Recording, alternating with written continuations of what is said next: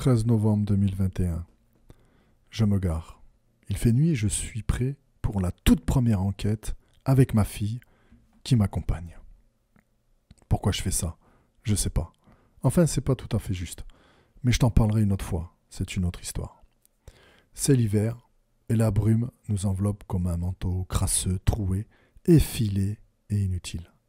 Après quelques pas, nous sommes devant le lieu tant convoité, la maison abandonnée, isolée. J'ai commencé il y a plus d'un an à mener des enquêtes dites paranormales. Et tu vas me dire, mais c'est quoi une enquête paranormale? Que recherche-t-on? Écoute la suite, je te dis tout. Je prends prétexte de faire 3 plans de coupe à l'extérieur pour retarder l'entrée dans ce lieu sinistre. La façade grise et terne, couverte par endroits de moisissures foncées, n'est pas accueillante. Dès le premier regard, on constate qu'il n'y a plus de volets, il n'y a plus de fenêtres. C'est peu engageant. Un frisson me parcourt de bas en haut avec une impression d'être observé. Je mets ça sur le compte du stress de la première fois. Je demande à Quinter, c'est son nom de scène, comment elle se sent. Ça va impec. Je la connais bien et oui, elle est plutôt contente d'être là. Donc on passe le portail. La maison est entourée d'une clôture plutôt basse, beaucoup d'herbes hautes et d'un panneau qui jonche le sol à moitié effacé, avec certainement écrit « Interdit » dessus. Nous passons outre cet avertissement et pénétrons pour la première fois sur un lieu d'enquête. Trouver une entrée est le Graal pour tout urbexeur ou enquêteur. Fracturer une porte, casser un carreau, c'est pas dans notre mentalité et nous avons la volonté de bien faire les choses. Mais l'adrénaline est là, car c'est quand même interdit, cette pratique. La maison nous accueille dans son garage, petit, ouvert aux 4 vents et angoissant. Il y en a 2, parallèles, de la même superficie, comme 2 sinistres gardiens. Un doute nous envahit quand, après avoir inspecté ce premier, on ne trouve pas d'ouverture. À ce moment-là, je ressens comme un sentiment bizarre, comme si on ne voulait pas que ce soir, il y ait d'enquête. Plus tôt dans la soirée, nous sommes allés à notre premier objectif, une maison dans laquelle un crime a été commis, abandonnée et digne de l'enfer. En approchant au bout du chemin de terre, à 50 mètres à peu près, sa silhouette se découpe dans la tombée de la nuit. Et la stupeur, elle est rachetée, des travaux sont en cours, et donc elle n'est plus accessible. C'est pour cette raison que nous arrivons à la maison de bord de route un peu tard. Nous décidons d'explorer le 2e garage et rapidement, tout au fond, sombre, froide, nous regarde une ouverture prête à nous avaler. Il manque simplement une porte, la maison est ouverte aux 4 vents. Je vérifie une ultime fois mes appareils, tout fonctionne. On pénètre ce lieu qui donne une impression d'observation. Pour Quinter, c'est une découverte, l'exploration urbaine. C'est récent pour elle. La lumière blafard tente tant bien que mal d'éclairer les murs décrépits au plâtre vieillissant et fissuré. Il manque d'autres portes, côté nord, où la végétation assiège la maison, combat perdu d'avance. L'ambiance est folle, digne d'un film d'horreur. J'explique à la caméra l'état, le délabrement et les tags que l'on voit au mur pour les futurs viewers. Le rez-de-chaussée est dans un pitoyable état. Avec la plomberie qui pend des murs, comme un animal blessé, cette maison sent la souffrance. Devant nous une porte, la seule de la pièce, nous narguant par sa seule présence. On se demande ce qu'on va trouver derrière. Un piège surnaturel, des junkies, rien. Un peu stressé, je passe devant et j'ouvre. Un petit couloir accueille 2 autres portes et un escalier tournant, montant sur la droite vers on ne sait quoi. On commence par les 2 ouvertures. Comme on s'y attendait, tout est délabré et tagué. Ça donne l'impression qu'une secte satanique a élu domicile en ces lieux et nous observe, attendant le bon moment pour nous attaquer. Mais la suite va nous faire comprendre que peut-être, je dis bien peut-être, on n'est pas si seul que ça. Au loin, de rares voitures passent sur la voie qui surplombe la route à quelques dizaines de mètres. Nous empruntons l'escalier. Il grince, râle de voir des inconnus monter ces marches fatigués par le temps et l'usure. À l'étage, rien de nouveau. Des tags, de la désolation, pas de fenêtre. Une salle d'eau détruite, un vestige de baignoire, 2 pièces méconnaissables. Après inspection et quelques points sur l'exploration, face cam, nous décidons de descendre et de commencer la séance de pendule prévue. Ce pendule, je l'ai acheté dans une petite boutique perdue au fond d'une minuscule galerie marchande où je pensais pas du tout y trouver ça. Quand j'ai eu l'info, j'y suis allé en touriste complet, sachant absolument pas comment m'y prendre et quoi dire.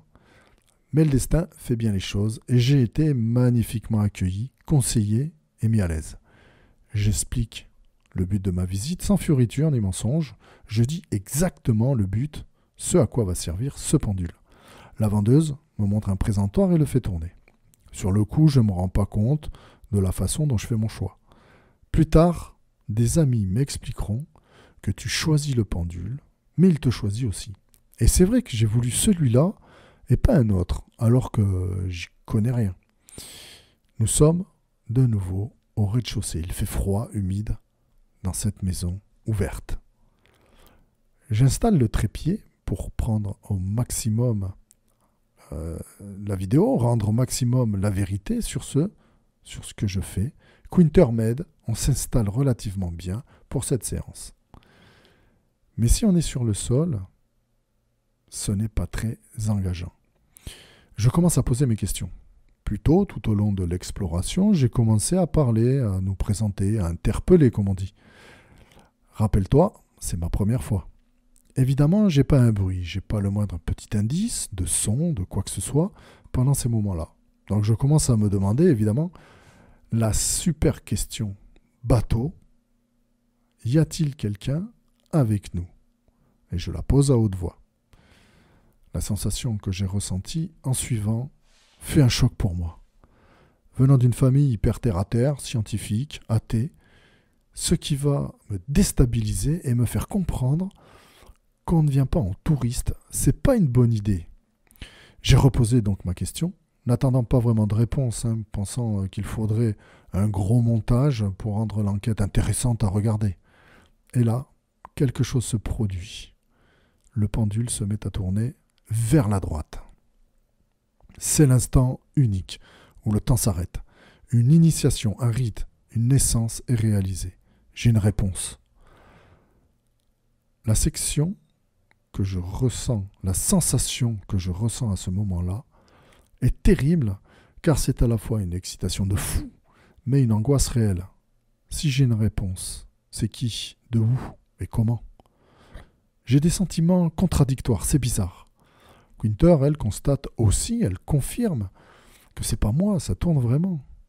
D'ailleurs, je lui dis, dès la première seconde, mais c'est pas moi, là, c'est pas moi. Nous sommes motivés, prêts à en découdre, je continue à poser mes questions. Je précise qu'au début de la séance, j'explique, dans le vide ou pas, je n'en sais rien, qu'à droite, c'est un oui, à gauche, c'est un non, et si le pendule ne tourne pas ou fait des va-et-vient au milieu, c'est que c'est pas compris ou à répéter. D'où l'importance des directions. Cela fait maintenant un certain temps que ça fonctionne et que nous avons des réponses. Nous ne sommes pas seuls. La chose est là depuis pas longtemps, etc. Je décide de passer à la vitesse supérieure. Une erreur qui ne va pas me plaire. Je propose à, appelons-la l'entité, de mettre du son sur mon enregistreur numérique. Et elle accepte. Tout content, on se prépare à obtenir le Graal, l'ultime récompense, mais ça va pas se passer comme prévu. Fébrile, mais avec du bon stress, celui de la victoire. Je commence à sortir mon enregistreur, à l'allumer, et quand soudain, ça va pas. Il faut bien comprendre que tout allait bien, que nous étions dans la réussite, comme un champion de marathon qui, en voyant l'arrivée, il est le premier à passer cette ligne, au top l'équipe. Quinter, le regard, l'air inquiète, ça va? Fier et orgueilleux, évidemment, je suis dans l'obligation de répondre que non. J'ai la sensation de vide, une fatigue qui s'abat sur moi, mais en un instant, qui me paraît une éternité. Je commence à sentir les jambes flageolantes et ne plus pouvoir me soutenir bientôt. Un frisson ahurissant me parcourt l'échine, je deviens faible. Que se passe-t-il? J'étais au top il n'y a pas 2 secondes. Des gouttes de sueur énormes coulent le long de mon front et me font comprendre, qu'il faut partir vite, rapidement, ou je risque de me retrouver dans une situation des plus dangereuses. En tout cas, c'est la sensation que j'ai à cet instant-là. Winter réagit très vite. Elle récupère mon épaulière. Très bon réflexe. Elle me propose d'y aller, de revenir plus tard. J'accepte. Je suis même pressé de quitter ces lieux où mon énergie est absorbée de façon violente. Pas rassuré. Nous sortons de cette demeure à l'apparente innocence, mais violente et affamée. Après quelques pas en direction de notre véhicule, cela commence à aller mieux. Mais Winter me propose de conduire et j'accepte avec plaisir. Nous rentrons. Cette expérience m'a appris beaucoup. J'ai mis plus de 2 jours à me remettre complètement. Ce que je retiens sont des choses essentielles. Ne pas jouer avec ce qu'on ne connaît pas. Ne pas se croire invincible ou plus fort que les autres. Il n'y a pas qu'une vérité et il y a surtout de l'inconnu. Dans cette soirée insolite, c'est la première expérience, cette première expérience, beaucoup d'exaltation, d'adrénaline, d'interrogation ont été présentes. Une chose est sûre, quand il y a goûté, difficile de revenir en arrière. Il y a un avant et il y a un après. J'ai compris aussi que ce n'est pas le paranormal qui me donne le prétexte de faire des vidéos, mais c'est de faire des vidéos qui me donnent le prétexte d'approcher, de plonger dans le paranormal. Fatigué mais heureux, je vais me préparer, m'entraîner pour la suite de nouvelles explorations, investigations paranormales.